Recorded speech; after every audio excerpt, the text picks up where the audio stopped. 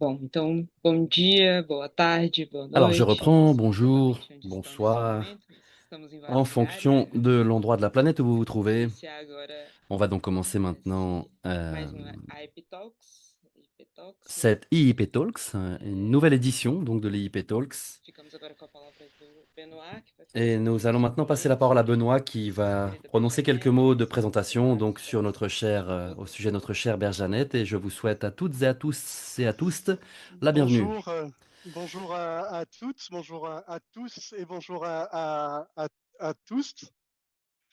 Et je suis très heureux, très honoré de vous introduire Berjanette Jazani.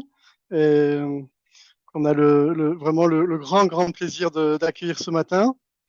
Et Berjanette, je vais te laisser te présenter, hein. Je crois que c'est toi la mieux placée évidemment pour te présenter. Et,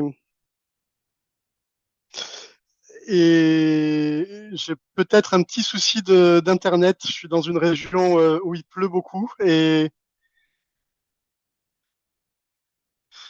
quand il pleut dans la région où je suis, comme dans beaucoup de régions un peu reculées des grandes villes au Brésil, la connexion peut être un peu faible. J'en suis vraiment désolé. Euh, Avant de donner la parole à Berjanette, hein, je voudrais juste préciser que les possibilités d'inscription sont ouvertes. Hein, les inscriptions sont ouvertes pour qui veut rejoindre une des deux formations que l'Institut international de psychanalyse propose. Berjanette sera une des, une des professeurs d'une des formations, une des nouvelles professeurs qui vont commencer cette année à partir de septembre. On va faire très vite hein, aujourd'hui, mais pour vous présenter ces formations, hein, mais disons qu'il y a une des formations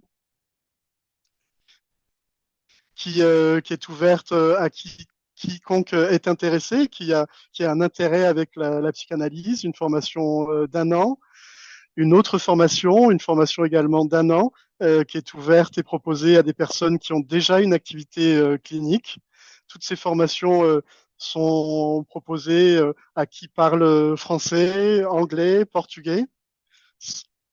Ce sont des formations avec des traductions simultanées grâce à notre équipe de traducteurs et de traductrices. Allez sur notre site, vous verrez, il y a les informations qui précisent hein, le contenu de nos formations, les professeurs, les professeuses de ces formations. Ceux qui sont intéressés seront reçus par une personne de l'Institut pour un entretien. Euh, voilà, n'hésitez surtout pas. On a des possibilités de bourse hein, pour les gens qui en ont besoin. Euh, voilà, je vais peut-être pas rentrer trop dans les détails maintenant. On est déjà un petit peu en retard sur notre programme. Euh, voilà, donc Enoé qui a ouvert hein, la rencontre d'aujourd'hui. Enoé, tu vas participer tout à l'heure. Hein, tu vas nous aider pour animer le débat à la fin de la présentation de Berjanette. Et là, pour l'heure, eh bien, on va ouvrir la scène à Berjanette Jazani. Je te souhaite la bienvenue. Si tu veux bien commencer par te présenter pour des personnes qui sont ici, qui peut-être sont aveugles ou ont une vision basse, et puis ensuite dire de quel point tu nous parles, de quel point géographique peut-être, mais aussi au niveau de ton parcours, de qui tu es dans la communauté psychanalytique. La scène est à toi. Merci énormément d'être avec nous.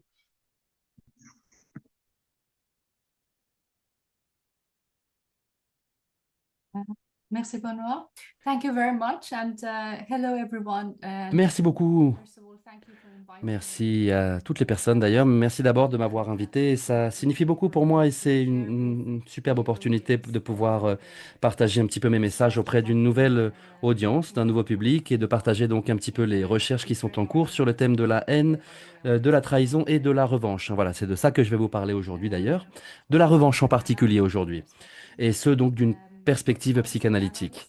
Je suis une psychanalyste, je travaille actuellement à Londres, au Royaume-Uni, et j'ai fait ma formation entre la France et le Royaume-Uni en tant que psychanalyste, hein. Même moi, je viens du domaine de la médecine, j'ai étudié la médecine américaine et je devais être je devais être chirurgienne à l'origine, mais il y a eu des changements dans ma vie, autour de la vingtaine, disons, quand me suis déplacé donc vers la psychanalyse plutôt. Et pendant la dernière décennie, je me suis consacré à écrire dans le domaine de la psychanalyse en particulier, mais je m'intéresse beaucoup à la relation dialectique qui existe entre la psychanalyse et d'autres écoles de pensée, disons, comme par exemple la sociologie, la philosophie, l'art. La plupart d'entre vous probablement avaient adopté une approche analytique, j'imagine, dans vos formations respectives en tant que psychanalyste, et vous savez probablement qu'il est inévitable de ne pas avoir en fait de dialogue, de ne pas établir de dialogue continu entre ce à quoi on pense, entre différentes écoles de psychanalyse, avec différentes écoles de pensée et différentes écoles de recherche, puisque la psychanalyse est un produit de la culture, malgré tout. Donc voilà, c'est pour ces raisons que je suis si heureuse de prendre la parole ici aujourd'hui auprès de vous.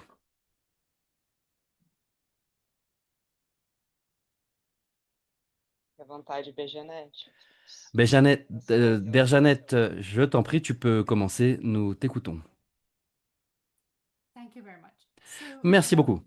Alors, peut-être que ça peut être intéressant si je partage ce qui m'a connecté à l'origine à ce thème, à cette thématique. À l'origine, je voulais travailler sur le sujet donc de l'amour et du désir dans l'orientation lacanienne, dans la psychanalyse d'orientation lacanienne. Je me suis rendu compte ensuite que il existe énormément de textes déjà dans la littérature qui introduisent beaucoup de nuances, notamment très intéressantes d'ailleurs, qui ont déjà été publiés sur ce sujet.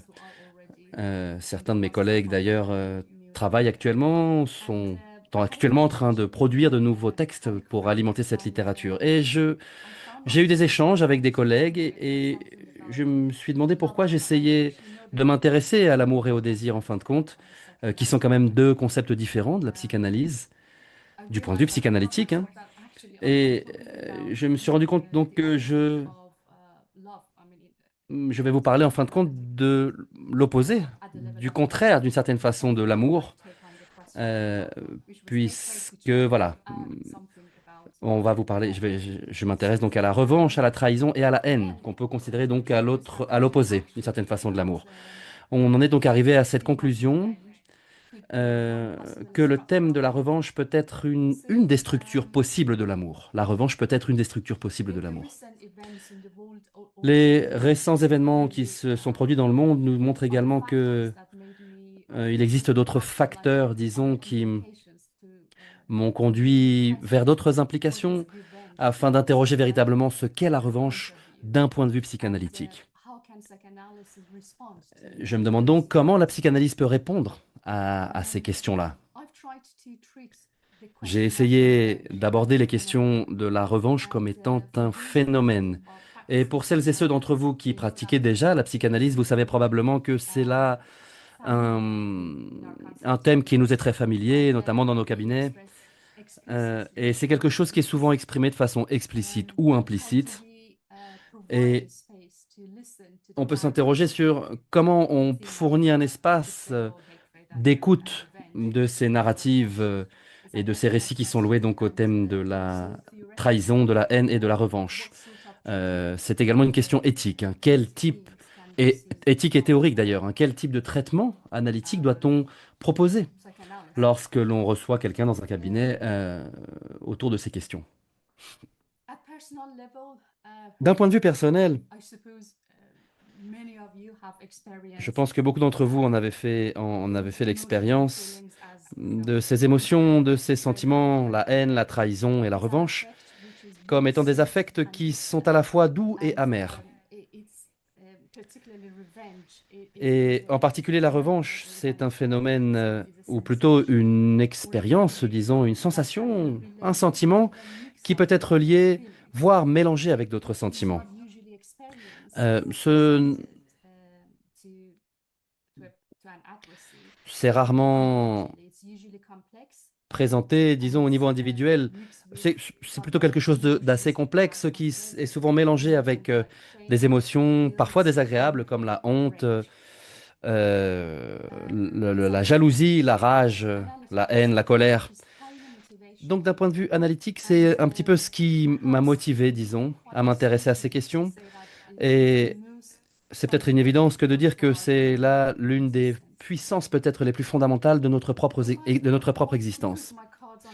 Si je vais mettre mes cartes sur la table, je vais jouer cartes sur table dès le départ et je vais partager avec vous la chose suivante.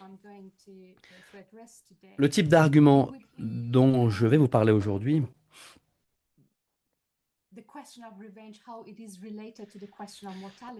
c'est dans quelle mesure la question de la revanche est née à la question de la mortalité, ou plutôt, quoi que l'on fasse dans la vie,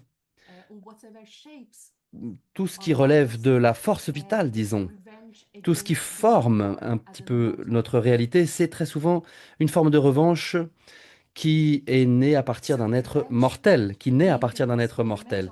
Donc la revanche, c'est l'une des forces les plus fondamentales de l'existence. C'est ce qu'on fait pour lutter contre contre l'immortalité. On a l'habitude d'entendre que la jalousie se structure autour de l'idée de justice, parfois, qu'on pense là aux relations familiales, au sein de la famille, donc, ou alors aux expériences qui sont vécues. Voilà, ce sont là des thèmes très communs, notamment donc dans le contexte familial, dans l'analyse du contexte familial. Et il n'est pas rare que l'on entende des références faites à l'idée de justice, d'injustice, notamment lorsque l'on parle des membres de la famille, des personnes qui prennent soin les uns des autres. Et bien voilà, on voit cette question de la jalousie ou de l'envie émerger. Mais ce n'est pas exactement la même chose que la revanche. Je vais vous donner là un exemple sociologique.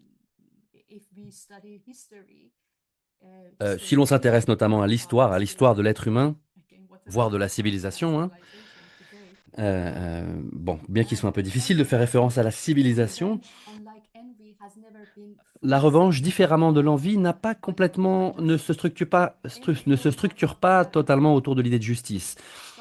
Toute forme de structure légale, axée sur la justice, par exemple, ne peut pas véritablement, en tout cas pas complètement, être liée dans ce sens de revanche, s'établir dans le sens de la revanche dans les sociétés humaines. Si on pense à Nuremberg, au tribunal donc de Nuremberg, après la Deuxième Guerre mondiale, lorsque des chefs nazis ont été traduits en justice, eh bien, c'est intéressant de voir que quand on regarde tous les détails et toutes les nuances que l'on trouve dans le cadre de ce procès, de ces procès de personnes qui ont été directement responsables de l'Holocauste et donc de ce crime contre l'humanité, lorsqu'ils sont traduits en justice, eh bien, la raison pour laquelle Nuremberg a été choisie, c'est que c'était la ville justement où la plupart des nazis et notamment des forces de la propagande nazie euh, ont promu l'idéologie nazie. Eh bien, Nuremberg, donc je disais, c'est une ville qui doit être reconnue comme étant un endroit particulièrement puissant, disons, pour les nazis. La justice doit être rendue le plus possible, bien sûr, et à Nuremberg, l'idée a été de les ramener là d'où ils venaient, d'une certaine façon, ou là où tout a commencé, d'une certaine façon. C'est pour ça que cette question du pardon et de la mémoire est assez différente de la recherche de revanche. Et l'une des questions auxquelles je m'intéresse, notamment dans le cadre du livre que je suis en train de rédiger actuellement, c'est que l'acte de la remémoration et du non-oubli et de la répétition, qui est l'une des composantes du concept de la conduite analytique, d'une certaine façon, c'est un acte de revanche. ou alors ça fait partie du processus de quête de revanche. Bien que de nombreux dirigeants nazis, comme Hermann par exemple, se sont tués eux-mêmes avec leurs propres mains, donc ils se sont, ils n'ont pas pu être soumis donc à la punition capitale par exemple qui les attendait dans le cadre donc d'une traduction en justice. Mais les musées, les mémoriaux, pardon, d'autres monuments, par exemple, qu'on peut trouver érigés partout dans le monde pour rappeler à la mémoire humaine le nazisme et les crimes du nazisme, eh bien, les effets d'une intervention comme celle-ci ne sont pas moindres que ceux des jugements de Nuremberg.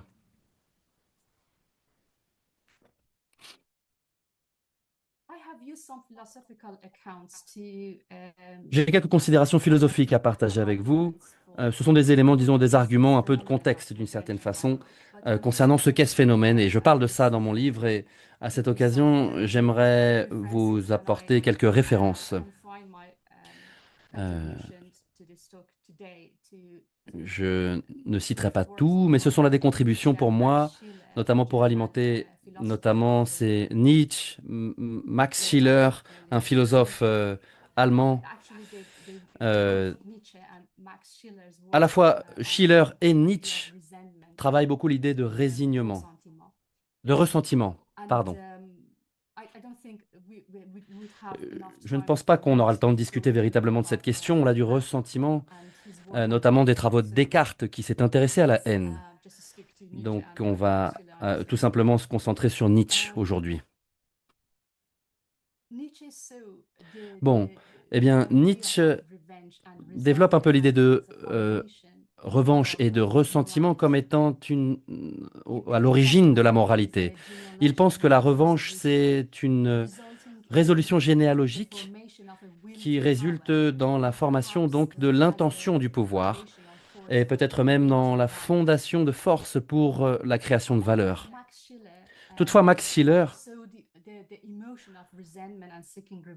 qui s'intéresse donc à l'émotion de ressentiment et à la quête de recherche d'une perspective pathologique et non pas éthique, eh bien lui pense que la réponse à ce sentiment désagréable de ressentiment qu'on trouve dans la revanche du ressentiment, pardon, donc c'est l'amour en fin de compte. Et l'amour chrétien, il pense que l'amour chrétien, c'est une véritable forme d'amour. De façon générale, on peut mentionner Schiller là, qui considère que l'amour, c'est quelque chose qui peut soigner la revanche.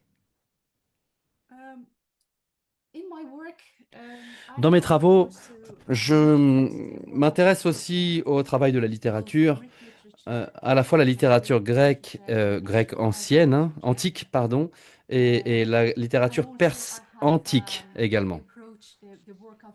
Et je me suis approché des travaux de Gilgamesh notamment, qui est donc probablement la littérature qui a survécu la plus ancienne, et qui s'intéresse donc à la lumière, au traitement que la revanche peut recevoir de la part d'êtres parlants. Si on s'intéresse donc à la littérature grecque, avec Homère notamment, l'Iliade et l'Odyssée, j'aimerais d'ailleurs partager avec vous une anecdote de l'Iliade que vous avez probablement déjà lue. Et si vous n'avez pas lu l'Iliade, vous avez probablement vu des films d'Hollywood notamment qui parlent de ça, notamment un film du début des années 2000. Il y a donc pendant très longtemps, on a cette scène, et d'ailleurs même là quand je m'en souviens de cette scène de l'Iliade, ça me touche beaucoup. C'est une scène qui me touche beaucoup dans l'Iliade. Et c'est donc une scène où le roi Priam arrive pour voir Achille, vient voir Achille, qui a donc tué son fils, Hector. Donc Achille a tué Hector, le fils du roi Priam. C'était donc l'aîné du roi Priam, c'était son fils préféré. Et au début, Achille refuse de rendre le corps d'Hector à son père, justement puisqu'Hector avait quelques jours auparavant tué l'amour de la vie d'Achille, Patroclus. Euh, Achille ne voulait pas aller en guerre et il y a plusieurs lectures, il y a plusieurs interprétations qu'on peut proposer de cette scène notamment. Mais cette scène-là où Achille n'était pas au courant de cela et il savait donc que Patroclus allait à la guerre et il a demandé donc à Achille de lui donner une armure parce que Patroclus n'était pas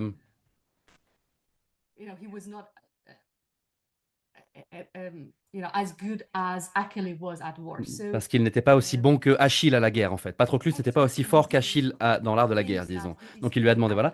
Et Hector pense que en tuant Achille, non. Bref, la mort de Patroclus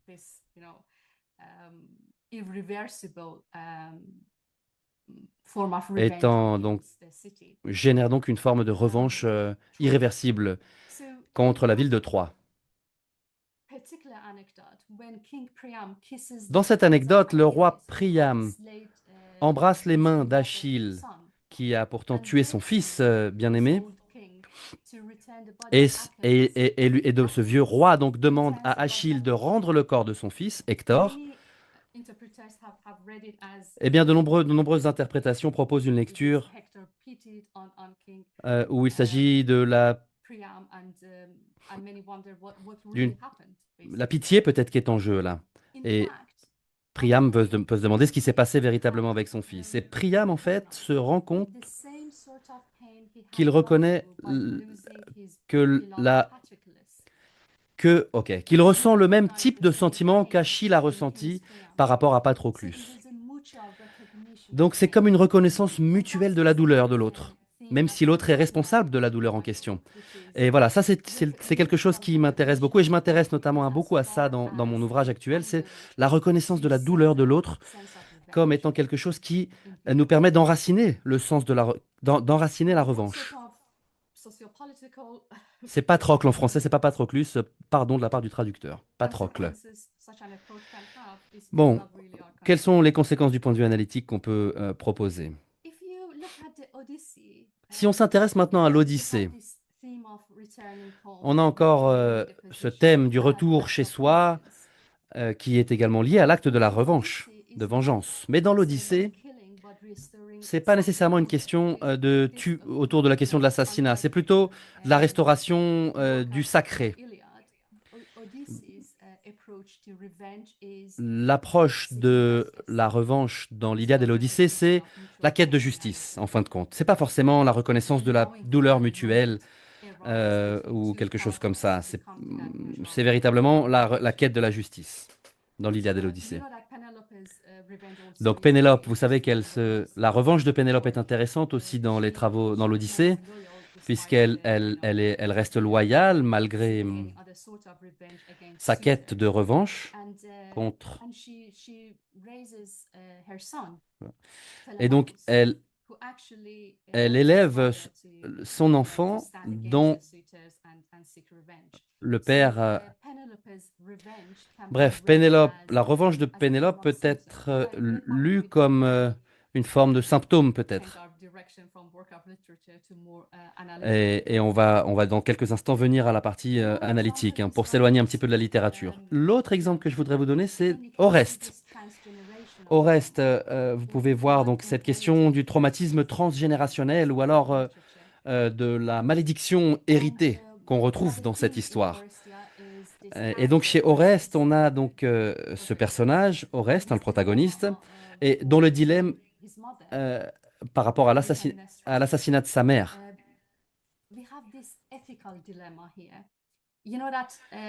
Donc là, c'est un dilemme éthique. Sa mère, Clytemnestre, donc son père, Agamemnon, qui a sacrifié sa fille, Iphigénie, eh bien ça a déclenché donc la colère des dieux avant donc son retour à la maison. Bref, sa femme n'a pas pu lui pardonner, ne l'a jamais pardonné pour ça, d'avoir tué Agamemnon. Et donc son fils Oreste est supposé donc assurer la revanche de son père. Bon, là j'essaie d'attirer votre attention sur quelque chose à travers ces anecdotes. C'est l'hésitation d'Oreste. Bien qu'il a effectivement tué sa mère et qu'il soit malheureusement condamné et qu'il devienne fou à partir de ça, et bien qu'il ait rendu justice en tuant sa mère, en fin de compte, il a quand même tué sa mère. Et donc un autre élément de cette histoire, c'est Électra. Électra, donc la fille de Clytemnestre et d'Agamemnon, la sœur d'Oreste. Là, c'est seulement une question de revanche. Elle n'est que revanche. Elle est absolument mue par la revanche, à la différence de son frère. Chez elle, il n'y a pas d'hésitation, il n'y a pas de dilemme éthique. Maintenant, si on prend l'exemple de Média,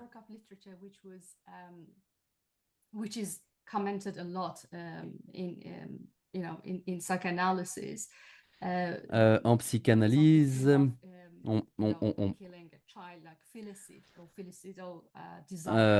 donc il y a d'accord, l'infanticide. Bon, il y a une histoire d'infanticide. Un personnage donc qui tue tous ses enfants comme un acte de revanche vis-à-vis de son mari Jason qui l'a humilié et l'a trahi. Donc là, encore une fois, c'est un acte extrême de revanche qui est perpétré par ce personnage. Je crois que c'est Médée ou Glossé. Le traducteur ne se rappelle plus, il n'a pas compris le nom. Donc vous avez probablement remarqué que lorsqu'il s'agit donc de la question de la revanche, il n'y a pas qu'une façon, il n'y a pas qu'un concept théorique qui nous aide à comprendre véritablement ce qui se passe lorsqu'il s'agit de revanche. Et je vais vous donner là encore quelques éléments de la littérature ancienne, notamment plutôt du côté de l'Orient maintenant.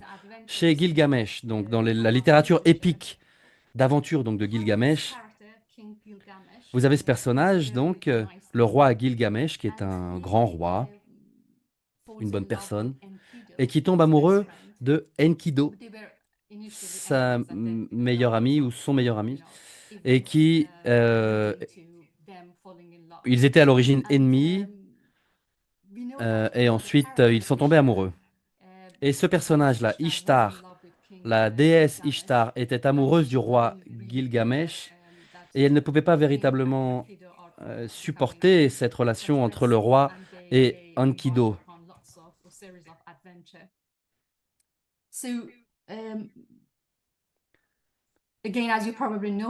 Enkidu. Vous savez probablement que donc, dans cette histoire, il y a cet épisode où Enkidu se condamne à la mort en tuant quelqu'un. Et de fait, Enkidu meurt.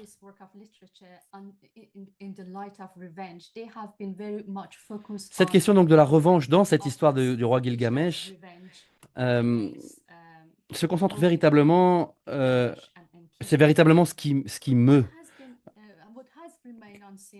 Gilgamesh. Maintenant, c'est à nous, les psychanalystes, de proposer une analyse de ça, puisqu'en fin de compte, l'activité d'analyste, c'est de regarder, d'écouter, de sentir toutes ces choses qui ne sont pas faciles à repérer, en fin de compte. Et c'est ça qui nous permet de réaliser une analyse. Et donc, à cette occasion, eh bien, la revanche, c'est en réalité, donc la revanche du roi, c'est la revanche du roi contre la mort. Puisque lorsqu'il subit la perte d'Enkidu, donc son être aimé, il interroge la question de la mortalité.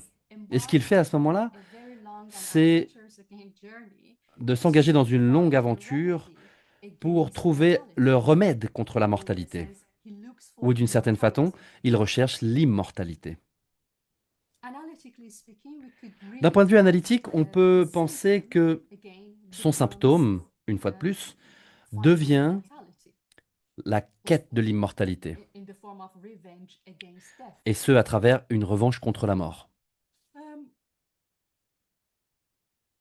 There are lots of other, examples from the work of literature, the ancient Voilà, il y aurait Persian, d'autres exemples que je pourrais citer de la littérature, notamment dans la littérature perse antique, notamment le Ayodgaris en Iran, which is one of the oldest, I think, qui est donc probablement l'une des plus anciennes littératures auxquelles on a accès aujourd'hui, qui a été d'ailleurs traduit dans d'autres langues, des langues qui étaient parlées jusqu'à il y a 1200 années à peu près. Mais ça ferait le sujet d'un autre livre.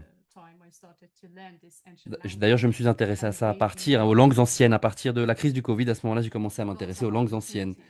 Ce qui m'a d'ailleurs donné l'opportunité de me plonger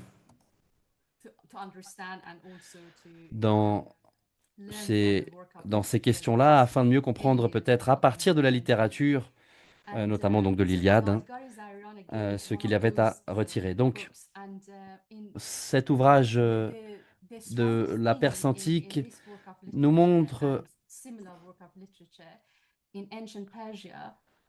donc que cette littérature est très orientée vers la doctrine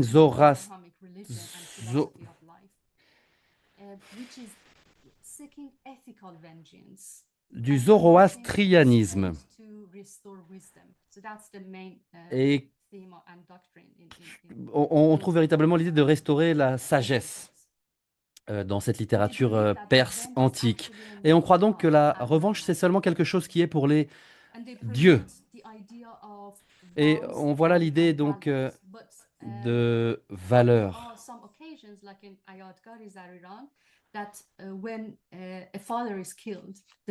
Lorsque le père de ce personnage est assassiné, eh bien, la quête de la revanche commence à être associée donc à la représentation de Dieu sur terre, dont la sanction autorise et permet l'acte de revanche.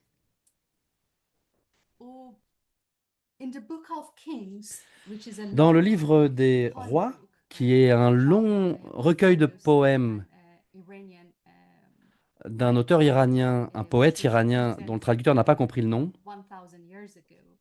qui a été écrit il y a plus de 1000 ans, on trouve plusieurs personnages, encore une fois, associés donc à cette question de la revanche. C'est Ferdowsi, F-E-R-D-O-W-S-I. Donc on a ce phénomène-là de la domination, de la revanche, et en fin de compte, la revanche est déclenchée par un acte de trahison.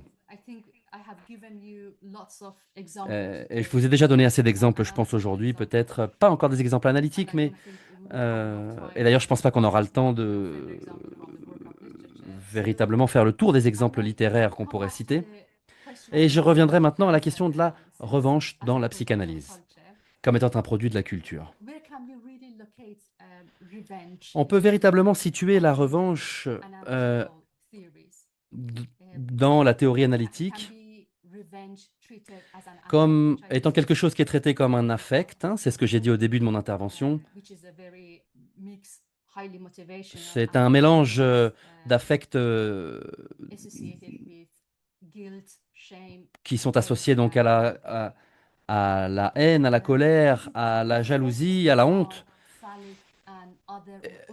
Est-ce que c'est un effet de l'autre jouissance? Est-ce que c'est un effet de l'autre jouissance, de la jouissance autre? Est-ce que c'est un scénario, est-ce que c'est plutôt lié au fantasme? Un symptôme du fantasme? Ou alors est-ce que c'est un symptôme, je vous en ai cité quelques exemples d'ailleurs tout à l'heure,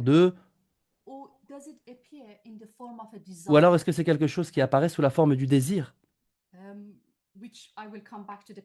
Je reviendrai d'ailleurs à la question du désir dans quelques instants.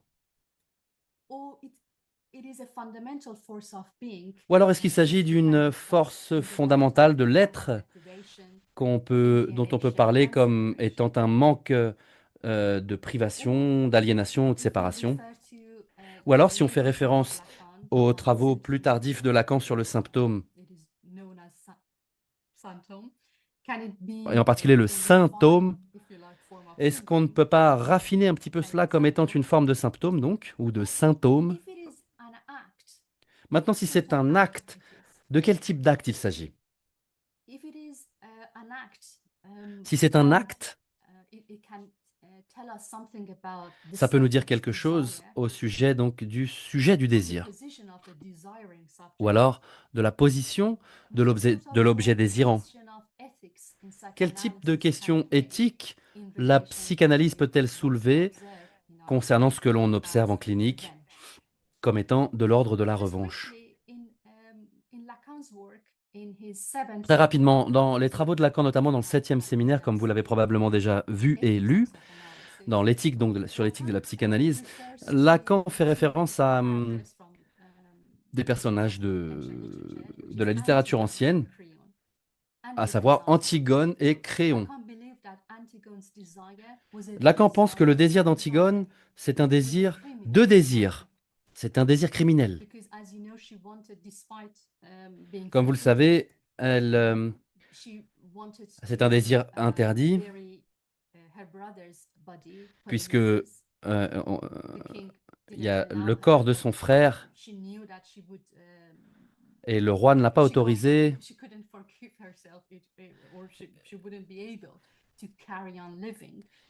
Bref, elle ne pouvait plus continuer de vivre dans cette situation, puisqu'elle avait manqué à son devoir vis-à-vis de son frère. Elle n'a pas pu enterrer son frère, donc elle finit par enterrer son frère, mais elle l'enterre en vie, elle l'enterre vivant en fait. Voilà. Donc pour Lacan, l'éthique qu'on peut extraire d'Antigone, ce que la psychanalyse nous permet d'extraire à partir de ça, dans le même séminaire d'ailleurs, Lacan parle de Kant, de la doctrine kantienne, selon laquelle il s'agit donc de restaurer l'ordre, et selon laquelle donc la restauration de l'ordre peut être faite à travers la restitution de la morale.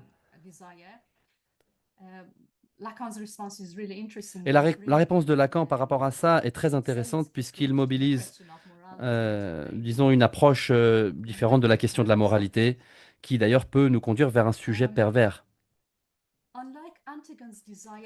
À la différence donc du désir d'Antigone et de Créon, il y a un désir pour le bien. C'est peut-être quelque chose d'ailleurs qu'on peut lire à la lumière de la philosophie kantienne. Donc le désir du bien.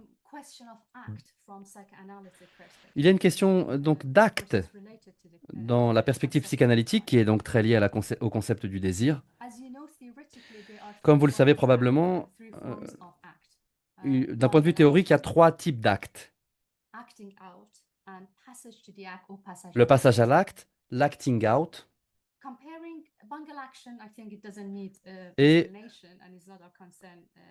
et l'action ratée, l'acte manqué.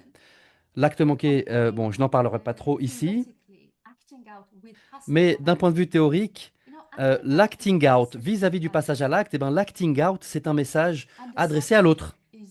Lacan utilise, le traducteur précise que Lacan utilise le terme en anglais, acting out. Et le sujet donc le sujet reste dans l'ordre symbolique. D'un point de vue clinique, pour celles et ceux d'entre vous qui pratiquez donc la psychanalyse, c'est la dernière chose que la psychanalyse, que vous voulez en clinique psychanalytique. Donc l'acting out, c'est un message qui vous est destiné, si jamais ça se produit dans le cadre d'une analyse. Et je suis certaine d'ailleurs que vous avez déjà lu les cas de Chris au sujet des lectures de Lacan. C'est donc quelque chose qui manque au niveau de l'interprétation analytique dans la clinique de la psychanalyse, qui a conduit donc à agir à la marge de la psychanalyse. À la différence donc de l'acting out, le passage à l'acte, on pense là au cas de Dora, hein,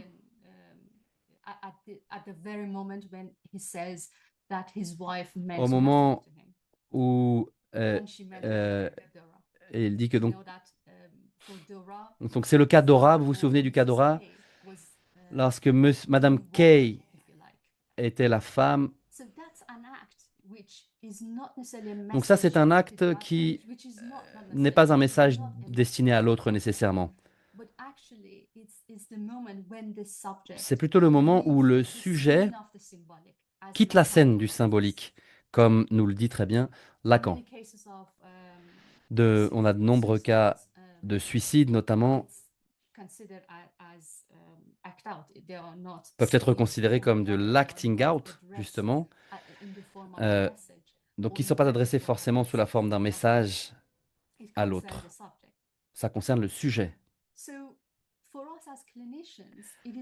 Donc, pour nous, en tant que praticiens, cliniciens, c'est important de reconnaître qu'un récit qui est lié donc à la revanche, qui renvoie à la haine, qu'il s'agit d'un act-out ou qu'il s'agisse d'un passage à l'acte, on peut se demander comment la psychanalyse peut-elle écouter cela et proposer une approche éthique de ce type d'acte.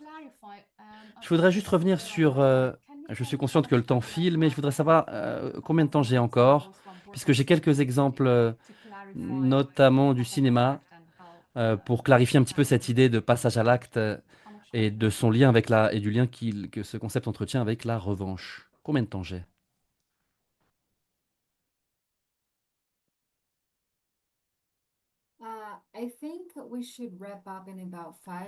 Je pense qu'il faudrait commencer à conclure d'ici 5-10 minutes peut-être. Comme ça, on aura le temps de discuter un petit peu. Ok. Bon, alors juste pour vous donner un exemple de Game of Thrones. Je suis sûr que vous avez lu le livre, ou alors vous avez vu le livre. Je fais la référence donc à la toute fin, l'un des derniers épisodes de cette série fantastique. Dans l'un des derniers épisodes de cette série, on a ce personnage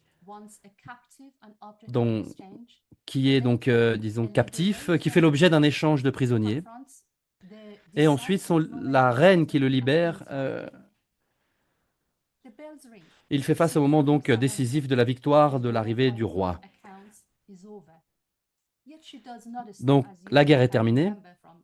Je ne sais pas si vous vous souvenez de cet épisode.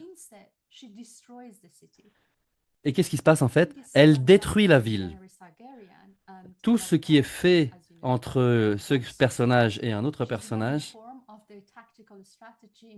eh bien, elle est bien au courant de la tactique du dernier combat. Et en tant que jeune femme, elle est enchaînée et elle est traitée donc comme un objet d'échange. Avant donc de devenir la reine donc qui a rompu ses chaînes. Et dans cette avant-dernière scène, il y a un moment où on entend les cloches de ceux qui se rendent. Et c'est là où cette femme devient ce qu'elle devient. Qu'est-ce que c'est que cette guerre, en fin de compte, qu'elle a menée? Et je suis sûr que vous vous souvenez de cette scène. Il y a un regard dans cette scène. Elle regarde l'autre femme, la reine donc, ouais, qui fait l'objet de l'échange. Elle a une cape rouge. Et alors que l'ennemi s'est rendu, elle considère que la guerre n'est pas finie. Daenerys, je crois que c'est le nom de ce personnage, dans une action impulsive et tragique. On voit donc cette scène avec deux femmes extrêmement puissantes. Hein. Là, c'est en fait un passage à l'acte. Et là, il n'y a pas de fiction, il n'y a pas de... Il n'y a pas de fantasme, il n'y a pas de narratif, de blabla de la vie quotidienne ou de narratif qu'on peut... Voilà. Elle agit tout simplement comme si le sujet disparaissait. Il n'y a pas de mesure, il n'y a pas de calcul, il n'y a pas de protection du sujet par rapport à à l'angoisse et à l'angoisse émergente. Son passage à l'acte, en fin de compte, exprime qu'elle ne croit plus faire le bien à travers, elle croit plus en la possibilité de faire le bien à travers dans le monde. Il n'y a plus d'histoire. Les forces qui motivent cet acte, c'est pas seulement la vengeance qui serait enracinée dans son histoire familiale. Elle est donc face à cet autre personnage, rouge, et c'est une façon de revendiquer le trône, pas seulement de faire référence à sa famille. À ce moment-là, elle n'est rien de plus que la mère des dragons, et c'est pas ce qu'elle veut. Ce n'est pas la femme qu'elle croit devoir être. Le sujet est face à son angoisse, et ce qui suit, c'est donc un vol vers l'acte, une envolée vers l'acte, comme une réponse à cette anxiété. Là, ce n'est pas une question de l'autre ou d'un clash entre des désirs, d'une confrontation entre des désirs. C'est plutôt une question. Qu'est-ce que c'est qu'une femme? C'est une question radicale et des pensées et un acte radical. Tryon et le reste de ses conseillers pensent que pour créer un meilleur monde, c'est absolument une illusion. Eh bien, dans toutes les révolutions de l'histoire de l'humanité, on voit bien l'ironie de ce sens commun. Peut-être elle a été aussi innocente que Freud. De fait, ce n'était pas un acting out. Lorsqu'elle se rend compte qu'elle avait quasiment toujours agi en accord avec son propre désir.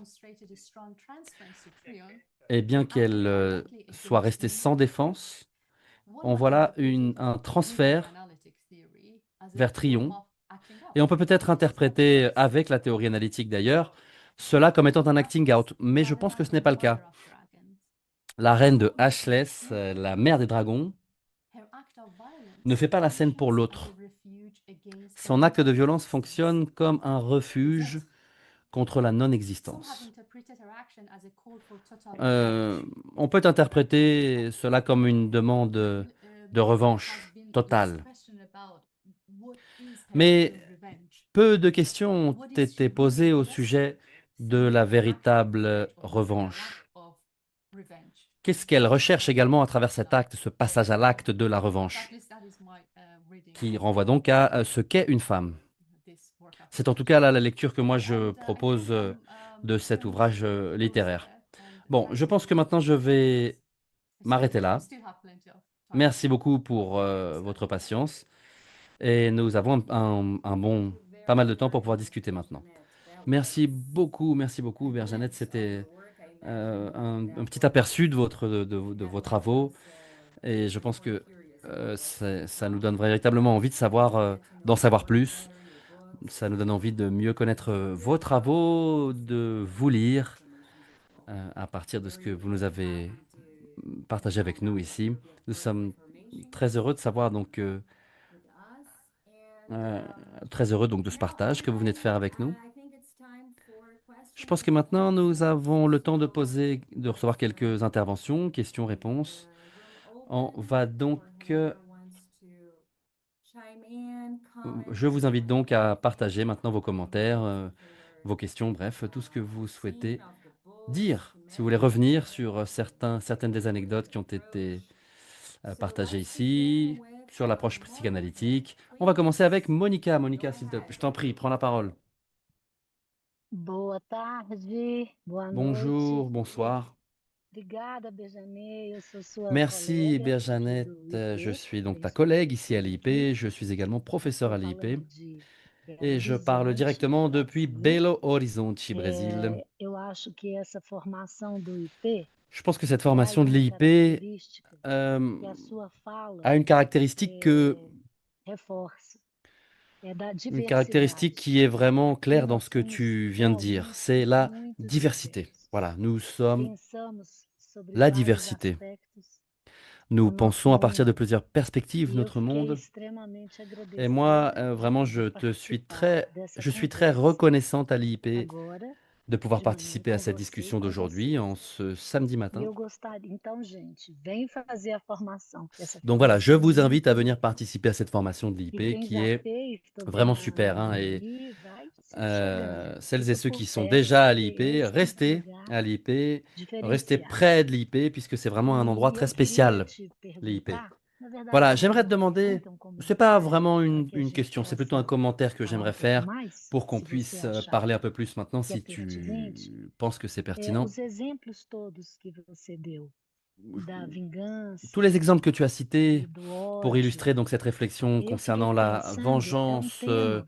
la que é haine, la difícil colère, da gente escutar no c'est vraiment une consultório, question que on entend, c'est né? des Um questions qu'on a du cliente mal que à entendre chega dans le e cabinet. diz abertamente que está Un tramando uma client vingança. qui vient et qui dit qu'il est en train É de uma coisa préparer difícil, une que eu acho que as revanche ou une pessoas vengeance plutôt, têm une uma vengeance, certa pardon, vergonha c'est quelque de chose qu'on n'entend dizer pas souvent. Les gens ont honte de dire assim ce genre de choses de abertamente. façon Falar ouverte, do voyez? ódio, sim, Parler de la haine et de de, la colère, oui, c'est mas quelque de uma chose ação qu'on a entend souvent. partir desse Maintenant, afeto, une action générée à mais partir de cet difícil, affect, c'est né? quelque Eu chose tenho qu'on n'entend pas, muitos anos de dont on n'entend pas clínica e souvent estava parler, aqui hein. Moi, lembrando je que fais de la clinique depuis très eu não longtemps me et j'ai essayé de me lembro souvenir, mais en fait, je n'ai de pas ter le souvenir participado de uma cena d'une de situation comme vingança, celle-ci, assim, no qui setting serait donc liée à la analítico, question né? de Desse la jeito de dizer. E vengeance, fiquei hein. pensando que, Et donc, porque quando je me você demandais, traz os exemplos au moment où tu na história, partage ces na exemples literatura, qui viennent de nos l'histoire, qui viennent de la filmes, littérature, é qui algo viennent du tão cinéma. próprio do ser humano, C'est né? quelque chose qui est en Por fin de que compte isso tellement não propre aparece no à l'être humain consultório? Eu queria te qu'on peut se demander perguntar pourquoi est-ce qu'on se n'entend pas ça en você fin de compte acha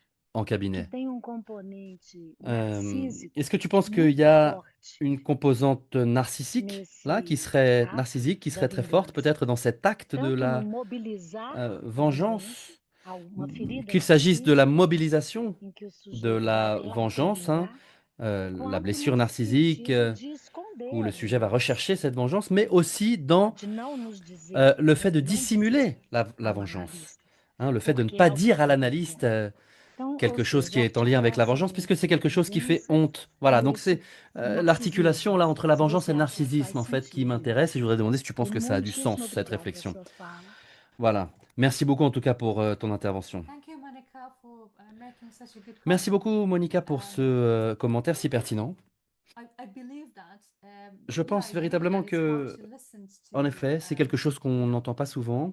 to, you know, theme of Euh, revenge, when Cette it question de la does vengeance, appear on the c'est quelque narrative chose qui of apparaît peut-être plutôt the analysts. And I de agree façon with plutôt you that rare, it's a effectivement. narcissistic way of Je suis relating d'accord aussi pour dire que c'est très lié to an act of au revenge. narcissisme. And L'acte of de course it is, you know, vengeance est associated with bien shame. sûr And associé à there is this ça. attempt to On a la hide question it. de la honte, bien sûr. On a les I believe tentatives that, de cacher the tout harder cela. task for the Et je analyst pense que is la tâche la plus difficile actually probablement pour l'analyste, recognizing c'est the theme of plutôt de revenge reconnaître implicit le, in the le desire of thème de la the vengeance qui analyst. est implicite peut-être dans And le désir that leaves de us l'analysant. Et ça, with a question about how ça nous far pose une ethics of question concernant psychoanalysis can go. jusqu'où l'éthique de la psychanalyse It's peut-elle aller. tailored, you Bien know, sûr, based Taylor on the dynamic of the transference, s'est intéressé à la dynamique du what transfert, is happening as à the ce qui travail, se the passe work notamment au moment the du analyst travail, hein, en executes. français dans le texte, du Um, travail analytique. but Mais do we really like it's very est-ce similar to an que act of suicide.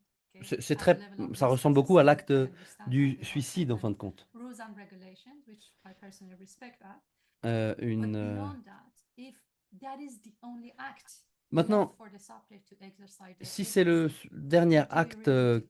qui reste, disons, I pose it as an open pour question. l'exercice de l'agencement, c'est une question ouverte How que far je vous the pose ethics là. of psychoanalysis can Jusqu'où go to l'éthique de la sustain psychanalyse peut-elle aller pour soutenir an act of revenge, for un example, acte de which revanche, is de the vengeance? topic today, not suicide. And suicide can be D'ailleurs, an le act of suicide revenge. également, c'est pas le sujet d'aujourd'hui, mais le suicide aussi peut être un acte It's a very delicate de matter, vengeance, hein. but, C'est vraiment un sujet très again, délicat, I think it's an mais open une fois de question. plus, c'est une question qui est absolument ouverte, hein, je pense.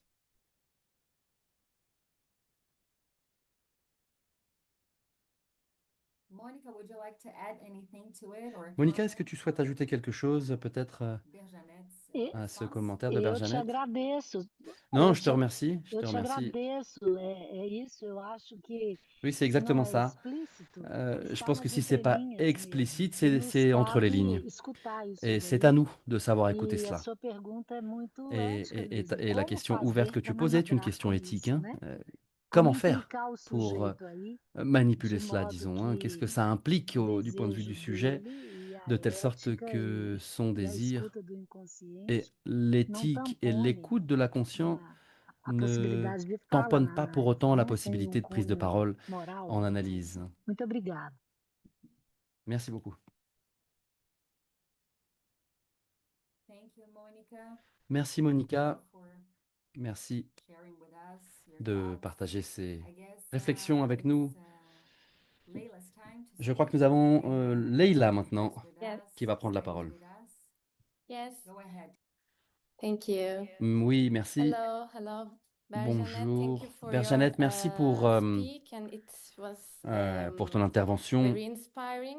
C'est très inspirant. I want to ask something and share J'aimerais as poser well, quelques questions, something j'aimerais from partager my quelques experience. réflexions I'm également a à partir de feminist from mon expérience. Turkey, Moi, je suis une and I'm working féministe. with women Je viens de who Turquie. have Je travaille avec des femmes been qui subjected to male ont, violence. ont And I'm été working as soumises a à des violences psychotherapist here. par des hommes. And of Je course, suis I'm listening psychothérapeute a lot of et en horrible Turquie, donc, experience of et j'entends des violence, expériences of male absolument horribles violence, de violences every produites, day.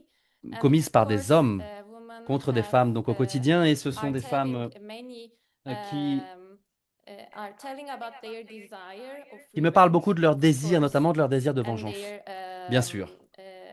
their feelings of having this Elles me parlent de revenge, leurs and sentiments, especially in donc Turkey and in the de world basically, but in vengeance. Turkey, the C'est le cas dans le system monde is entier, mais not je pense qu'en Turquie en particulier, le supporting système women, and ne it's soutient very pas male véritablement les oriented, femmes. of course, C'est un système qui as privilégie we énormément les worship hommes. think because it's Euh, patriarchy. But Bien anyway, sûr, c'est un so système sometimes, for example, they très go lié au with this patriarcat. Et law parfois, enforcement process, some il y a prosecutions aussi des process, and questions then as juridiques the en cours, des perpetrator procès qui sont en cours. Et on voit parfois que la personne autrice des violences, l'homme auteur des violences, en fin de compte, ne fait pas face véritablement aux sanctions auxquelles il devrait faire face. Donc c'est une situation d'injustice et tout ça, ça conduit beaucoup vers des fantasmes de vengeance à l'égard des auteurs de violence, des hommes auteurs de violence. Donc c'est quelque chose qui implique notamment la honte, comme tu l'as très bien dit, hein, ce fantasme de vengeance vis-à-vis de la personne qui a perpétré ces violences. Et je me demande si ce genre, moi, en tant que femme, je me demande si moi-même je peux ressentir cette envie de vengeance vis-à-vis de ces hommes en tant que femme. Donc je ressens ce sentiment de vengeance parfois face à ces situations d'injustice. Et je voudrais te demander comment est-ce que dans la pratique on peut, en clinique, pardon, comment est-ce qu'on peut écouter ces fantasmes, ce désir de revanche, de vengeance, pardon, notamment lorsqu'on entend ces femmes qui ont été victimes de ce type de violence. Comment peut-on également contenir, je ne sais pas, ce sentiment de colère ou ce fantasme de vengeance? Voilà ma question. Merci. Wow. Merci de partager cette expérience personnelle. Je pense que j'ai fait référence ici à l'idée de revanche comme étant quelque chose qui est au service de la formation du symptôme. Je ne pense pas que je ne pense pas avoir cité cet exemple du livre des rois de la littérature perse antique. On a cette mère, pardon, qui a perdu l'amour de sa vie, son mari. Et elle pense donc la vengeance de façon très intéressante. C'est en élevant son fils qui deviendra donc le prochain roi dans cette épopée. Et de fait, il assure la vengeance comme étant une espèce de devoir moral lorsqu'il devient roi.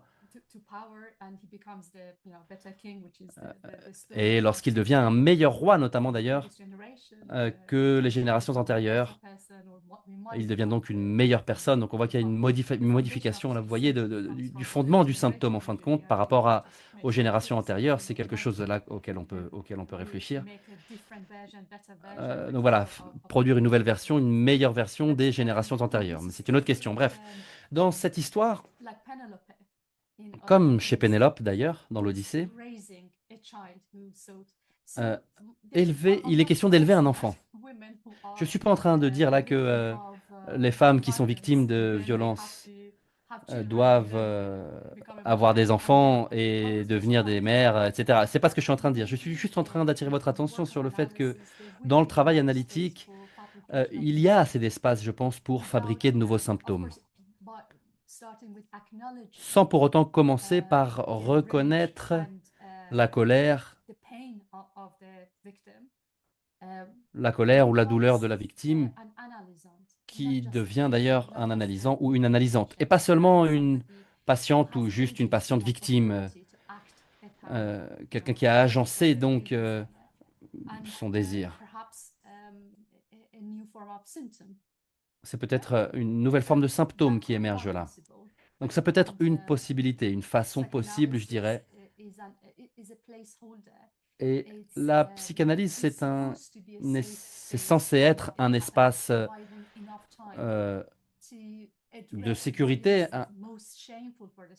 qui fournit suffisamment de temps pour s'intéresser aux difficultés les plus honteuses, les plus douloureuses. Et une fois que cela a été exprimé, on peut commencer à écouter le message qui se trouve entre les lignes, le message qui est caché. Et donc à ce moment-là, probablement pouvoir fabriquer une nouvelle forme de symptôme, ou alors, plutôt que d'être coincé, disons, dans un cycle interminable de répétition, de violence, d'acting out contre l'analyste, ou alors de passage à l'acte, et donc de trouver une issue, en fait. Merci beaucoup, Berjanette. Leïla, est-ce que tu aimerais ajouter quelque chose, peut-être? Non, merci beaucoup. Merci, Berjanette. Un plaisir, avec plaisir. Merci, Leïla. La prochaine personne, c'est Kylian.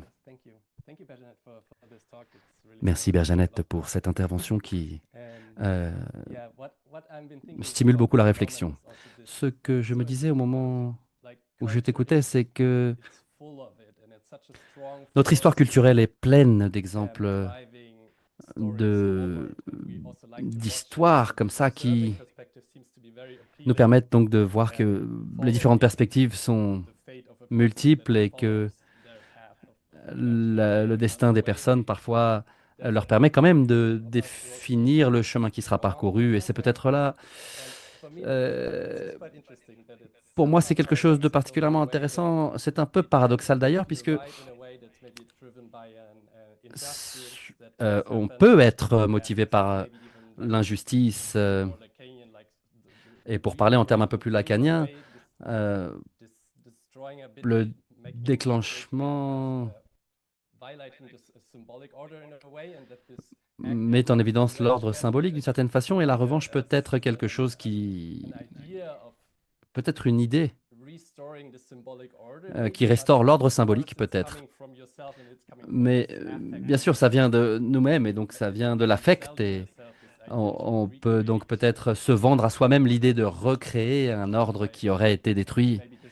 Et il y a cette ambivalence véritablement là qui me semble être absolument fascinante au sujet de la vengeance. Oui, et en fin de compte, c'est probablement véritablement voilà, une sensation à la fois douce et amère. J'ai eu cette discussion avec quelques collègues il y a quelques jours d'ailleurs. L'un d'entre eux est un philosophe, ou l'une d'entre elles est une philosophe. Et il me demandait donc, en fin de compte, quel type de traitement analytique on peut proposer, nous, en tant que psychanalystes, pour la vengeance. On comprend que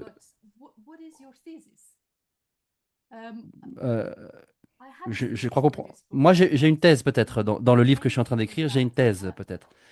Mais la principale chose en tant que psychanalyste, c'est qu'en psychanalyse, euh, la question est de savoir quelles sont les bonnes questions, en fait. Comment trouver quelque chose dans le monde, peut-être une sorte de résolution. Bref, poser les bonnes questions, ça peut être traité comme une solution, et en particulier, dans le cas de de la vengeance, aucune justice parfois ne peut traiter. En tout cas, en tant qu'être humain vivant et mortel, notre subjectivité se base sur la question de la mortalité. Et si l'on était immortel, eh bien, on ne le sait pas, hein, peut-être que les futures générations d'ailleurs seront à moitié humains, à moitié robots, et donc la réalité sera complètement différente. Et bien sûr, la psychanalyse en tant que produit de la culture, bref, on pourrait avoir cette discussion.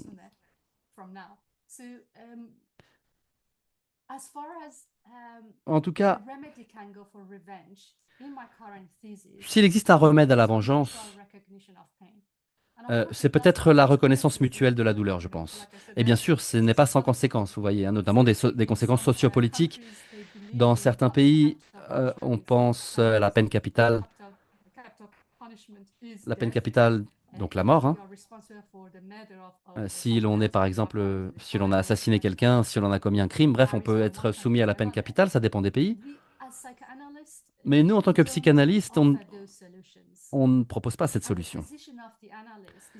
Et la position de l'analyste, elle est liée à l'éthique de la psychanalyse, inévitablement. Et je pense que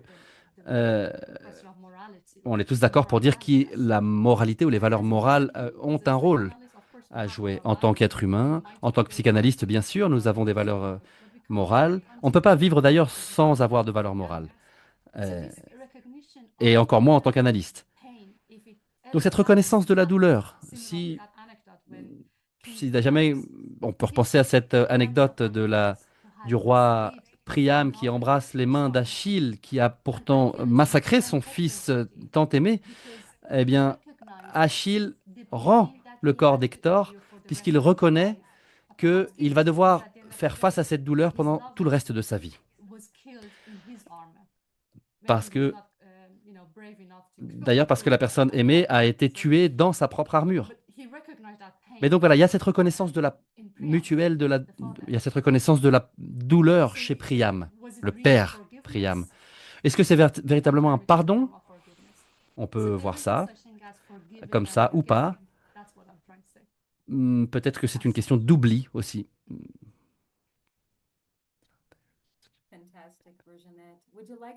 Merci. Est-ce que tu aimerais ajouter quelque chose peut-être à ce qui vient d'être dit? Non, non, merci, ça ne me fait que me poser plus de questions. Mais c'est très bien. D'accord, merci beaucoup. Prochaine intervention, et donc c'est probablement la dernière ou l'une des dernières interventions maintenant. Grace. Grace. Bonjour tout le monde, c'est super d'être avec vous aujourd'hui.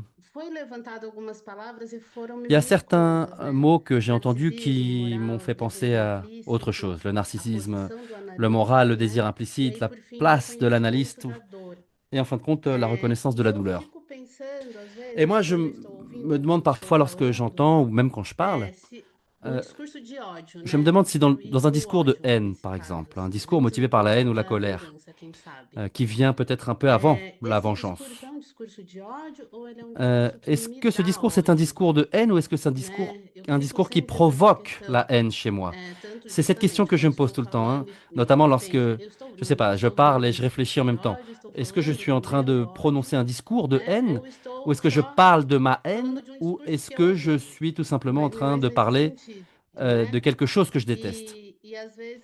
Voilà un peu les questions que je me pose. Et parfois, cette douleur devient une tristesse aussi, voire une apathie aussi, lorsqu'elle ne se transforme pas en haine.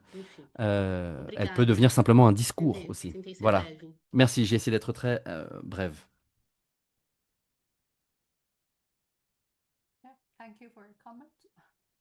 Merci pour ton commentaire.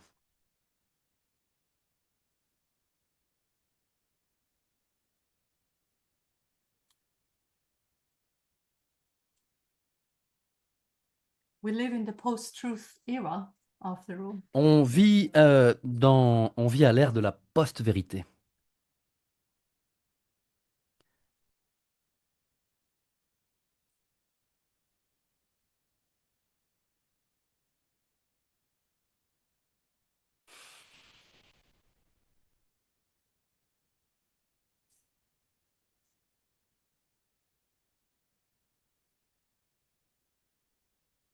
Okay, Benoit, please.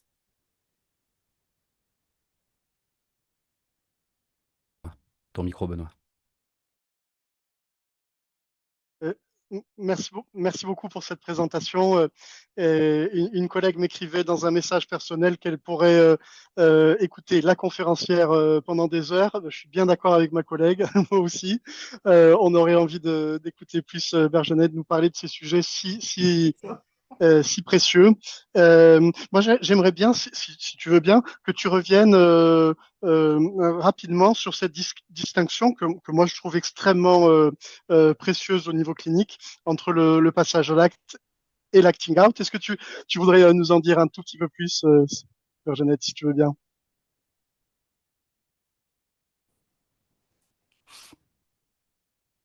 Uh,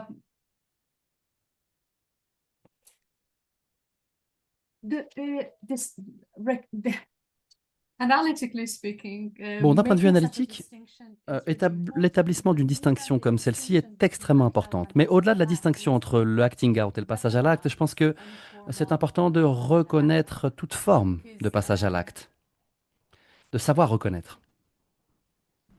When an analyson bring, Quand un something in the analysant form of, apporte quelque chose sous la forme d'une plainte into analysis, if par rapport à there à la is, vie, eh bien, en analyse, implicit il y a theme or message of, un message un peu implicite, a peut-être, violent act.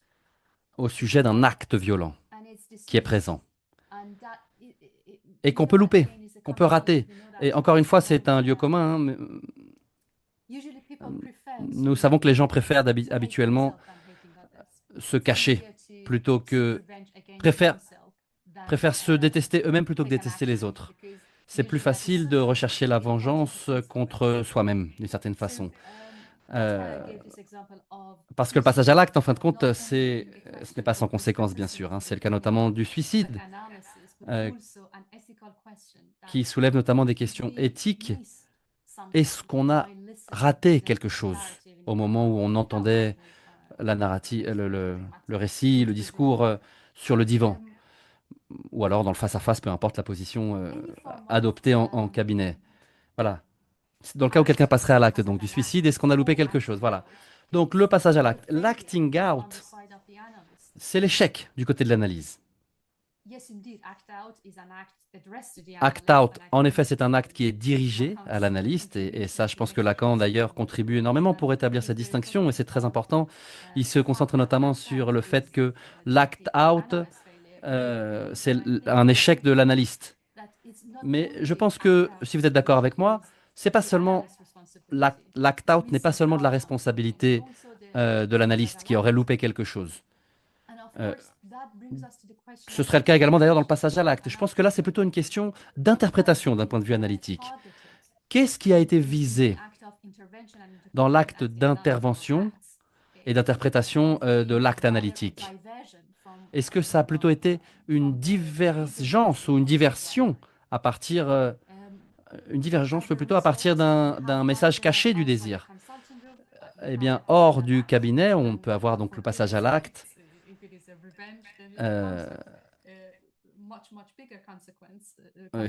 Et la vengeance peut avoir des conséquences très très sérieuses en clinique d'ailleurs. Ou alors est-ce que le moindre risque serait peut-être l'act-out? Vous voyez, si vous ratez quelque chose que vous étiez censé écouter ou entendre, eh bien en fin de compte, la cible de l'act-out, c'est vous, l'analyste. Et vous pouvez donc assumer votre responsabilité pour essayer d'approfondir votre analyse, ou alors partager ça en supervision, ou alors, je ne sais pas. Mais en tout cas, le passage à l'acte, je pense, constitue une plus grande responsabilité.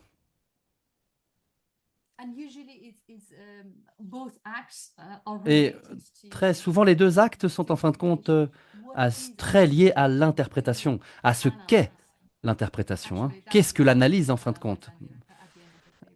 C'est l'analysant en fin de compte. Je ne sais pas dans quelle mesure je me suis rapproché de ta question ou dans quelle mesure j'ai peut-être compliqué un petit peu plus les choses ou pas.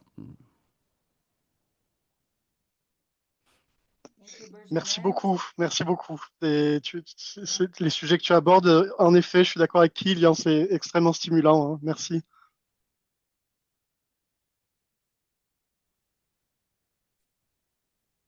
Je vous en prie, merci.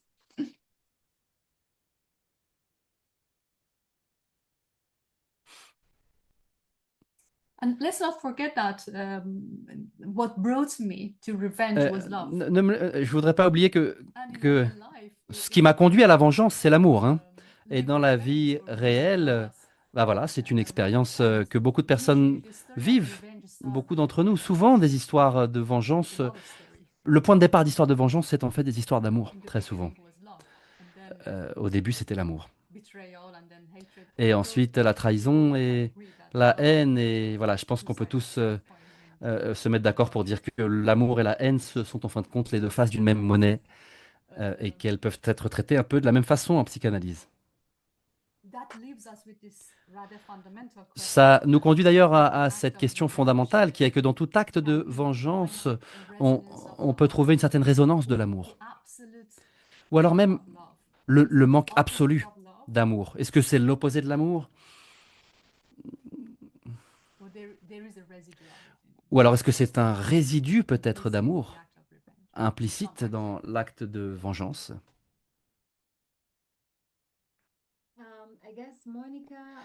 Je pense que Monica, tu veux ajouter quelque chose? Peut-être on a très peu de temps. Si tu peux être très très brève, Monica. Juste une phrase de Hilda Hilst, Hilda Hilst, qui est une personne qui est très spéciale dans notre culture brésilienne, qui dit « Je souhaite à mon plus grand ennemi la plus grande passion. » C'est à partir de ça que donc mon plus grand ennemi va perdre la guerre. Je pense que c'est de ça qu'il s'agit quand on parle du lien entre l'amour et la haine. Beautifully put. Thank you. Yes, indeed. Thank you, Berjanette. Thank you, Monica. Merci Berjanette, merci Monica. Benoît, tu as la parole. Ah, merci beaucoup. Écoutez, je voudrais vraiment reprendre un petit peu ce que j'ai présenté trop rapidement au début, vous redire que nous allons ouvrir, que les inscriptions sont déjà ouvertes hein, pour nos deux formations. Très rapidement, deux formations. Une formation qui s'appelle Fondement pour une psychanalyse contemporaine. Les deux formations commencent en septembre. La première formation que j'évoque, c'est une formation qui est ouverte à toute personne qui a un intérêt pour la psychanalyse, que cette personne soit psychanalyste ou pas. On y parle d'histoire de psychanalyse, on va travailler sur les premiers séminaires de Lacan, on va travailler sur Freud à travers des textes de Freud. Des professeurs vont présenter des cas cliniques. Dans cette formation, on invitera aussi un artiste, un scientifique, un philosophe pour parler de comment leur travail entre en réverbération avec des questions psychanalytiques. On va parler de la pratique très concrète du psychanalyste. Des professeurs vont répondre à des questions pour parler de façon très pragmatique de leur pratique de psychanalyste. On va avoir un cours sur l'autisme proposé bien évidemment par des personnes autistes, un cours qu'on appelle cette année Psychanalyse et savoir situer, épistémologie plurielle. On va avoir un cours sur les jouissances post-humaines et régulièrement, à la fin de chaque mois, un temps d'écoute où la promotion se retrouve autour d'un et d'une professeure pour parler de la formation générale du mois écoulé. Voilà, il y a d'autres choses dans le cadre de cette formation. Une autre formation également qui commence en septembre, qui s'appelle Technique au pluriel pour une psychanalyse contemporaine. Là, on travaillera sur les derniers séminaires de Lacan, un cours qu'on appelle Lacan Back to the Future, un cours où on essaye d'évoquer justement comment on peut prolonger les propositions géniales que Lacan ouvre à la fin de son enseignement, un cours sur la technique, sur les techniques psychanalytiques, et puis dans cette formation qui, elle, est ouverte par contre uniquement à des gens qui ont déjà une expérience clinique, on fait un focus sur l'expérience de recherche et sur également la supervision. Voilà, la supervision. Là aussi, dans cette formation, il y aura à partir de septembre un temps d'écoute à la fin du mois pour revenir sur le contenu de la formation. Voilà, n'hésitez surtout pas à prendre des informations, à rentrer en contact avec nous. On a des professeurs, vous verrez la liste, qui viennent des 4 coins du monde, tout comme les étudiants, tout comme des gens qui sont ici d'ailleurs aujourd'hui, des personnes qui viennent des 4 coins du Brésil, des 4 coins des États-Unis, des 4 coins d'Europe, des personnes chéries du Maroc que je salue très chaleureusement.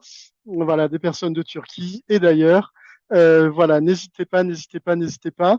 Je ne sais pas, Barbara, tu veux dire le mot de la fin, conclure la conclusion?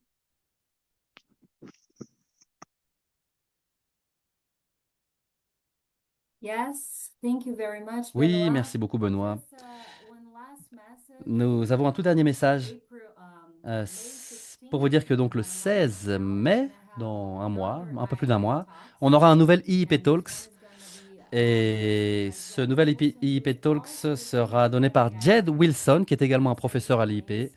Je vous envoie donc le lien sur le chat et cet IIP Talks sera l'occasion de discuter donc de la structure et de la syncopation Thelonious Monk en tant que psychanalyste. Jed Wilson, il est musicien également, il est psychanalyste. Il a prévu donc de nous envoyer dans un voyage à travers la musique de Thelonious Monk pour parler donc des structures psychanalytiques. Nous avons hâte de vous retrouver pour le prochain IIP Talks. Et si vous avez des questions concernant la formation ou quoi que ce soit d'autre, d'ailleurs, n'hésitez pas à prendre contact avec nous sur Instagram, via WhatsApp. Et voilà, on attend vos nouvelles. Merci les interprètes, Gabo, merci Anthony. Et merci infiniment à Berjanette pour avoir partagé tout ça avec nous, pour avoir ouvert autant de portes également. Et voilà, on a véritablement de quoi nourrir une réflexion très riche. Voilà, bon week-end donc à vous tous et tous. Merci beaucoup pour votre présence et on se retrouve très bientôt. Bisous, bisous. Have a good one. Bye.